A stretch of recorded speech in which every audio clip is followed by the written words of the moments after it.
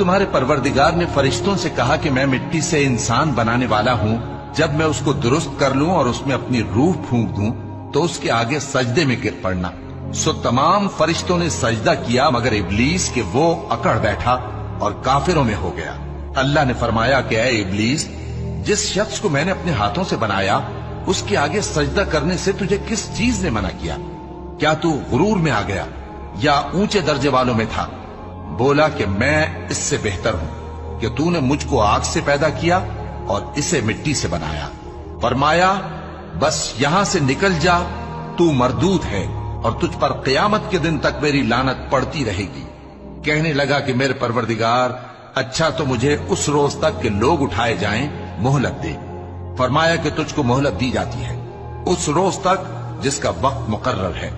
कहने लगा कि मुझे तेरी इज्जत की कसम, मैं इन सब को बहकाता रहूंगा सिवाय उनके जो तेरे चुने हुए बंदे हैं।